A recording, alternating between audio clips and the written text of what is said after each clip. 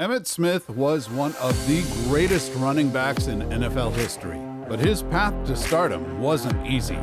Growing up in the small town of Pensacola, Florida, Emmitt Smith was ignored by top colleges due to his undersized frame of just 5 feet 9 inches and 190 pounds. But he managed to land at the University of Florida, where Smith destroyed the school's career rushing records with 3,928 yards and 36 touchdowns over 3 phenomenal seasons.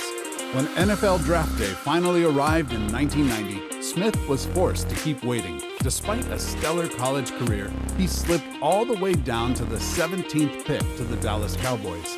Even the great Jimmy Johnson doubted if Smith could withstand the pounding as an every down back. However, it wasn't long before Smith proved all his naysayers wrong. In his first season of 1990, he accumulated 937 yards with 11 touchdowns at 4.1 yards per attempt. The very next year, Smith earned his first Pro Bowl nod after piling up 1,563 yards on the ground.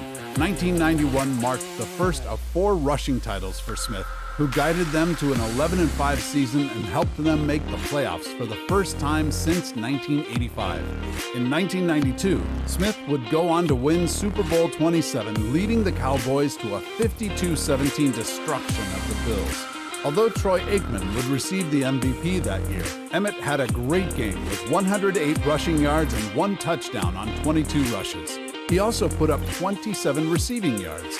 This would mark the start of the Cowboys' dynasty, as this was their 3rd Super Bowl in team history and their first one in 15 years. The 1993 season would end up being a great season for Smith, as he would help lead the Cowboys to a Super Bowl, but the season didn't start off so hot. Emmitt Smith was set on getting his quarterback-level contract after his first contract was over. The widely believed story is that Smith was holding out for a bigger paycheck from the Dallas front office, but Smith clarified that, saying, "I didn't hold out. Holding out is when you have a contract and you want more money. My contract was over. I had fulfilled my obligations." So Dallas started the 1993 season without Emmitt and would go 0-2 with losses to Washington and Buffalo. It was at that point the Cowboys would decide to give Smith a new contract that made him the highest-paid running back in the NFL at the time. Once back with the team, Emmitt finished with 1,486 rushing yards plus 9 touchdowns at an impressive 5.3 yards per carry. The Cowboys advanced to Super Bowl 28, facing the Buffalo Bills again. Smith gashed their defense for 132 yards and 2 scores, beating the Bills 30-13. Smith would go on to win his 3rd Super Bowl in 1995 when Dallas beat Pittsburgh in Super Bowl 30, 27-17.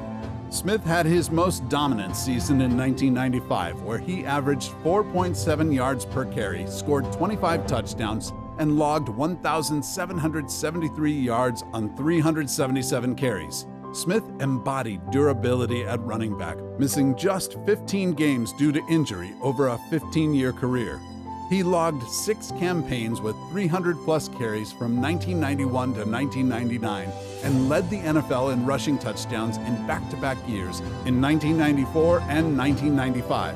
In 2002, Smith surpassed the legendary Walter Payton as the NFL's all-time leading rusher with 16,726 career yards on an 11-yard screen pass against Seattle. He competed for 2 more seasons before retiring as a member of the Arizona Cardinals in 2004. When Smith's remarkable 15-year career came to a close, he owned numerous prestigious records, including most career rushing yards with 18,355, most rushing touchdowns with 164, and most 1,000-yard seasons with 11. He was selected first-team All-Pro 6 times and made 8 Pro Bowls. The winner of 3 Super Bowls, a Super Bowl MVP, 1993 League MVP, and 1990s All-Decade honoree, Smith stands out as one of the most decorated backs in history. Smith was the face of the franchise during the Cowboys' reign in the 90s. His number 22 was synonymous with the star on the Cowboys' helmet. Off the field, Smith carried himself as a consummate professional and a great role model. He valued education and made community involvement a priority. In 2002, He was honored with the NFL's prestigious Walter Payton Man of the Year award in recognition of his charitable work and volunteer efforts. Since retiring, Smith has dabbled in real estate and business ventures, and even a stint on Dancing with the Stars.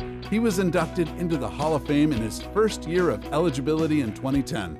Smith humbly said, "Whatever achievements I've earned over the course of my life clearly have not been due to my abilities alone, but were also due to the belief and dedication of so many. The values and skills taught by my family, friends, teachers, coaches, and mentors." While the game has evolved to favor passing attacks and running backs face shorter careers, Smith's staggering longevity and production stand out even more. The 11-plus seasons with 1,000-plus yards might be a record that stands forever. He captivated fans with his patience, vision, footwork, balance, and determination. Smith's career paralleled that of rival running back Barry Sanders. Though different in running style, both Smith and Sanders were iconic faces for their franchises, who consistently churned out elite production year after year.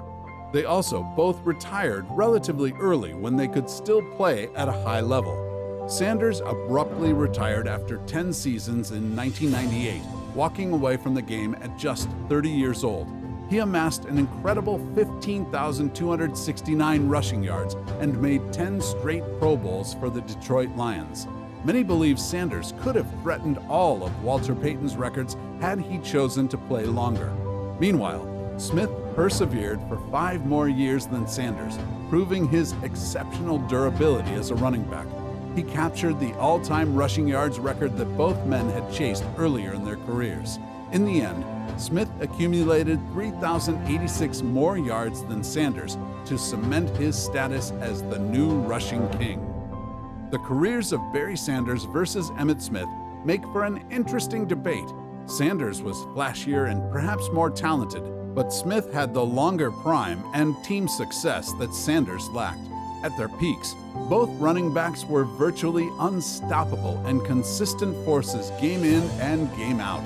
While the Detroit great walked away still in his prime, one could argue that Smith's decision to play those additional years padded his credentials and helped him emerge as the definitive rushing legend of his era over Sanders.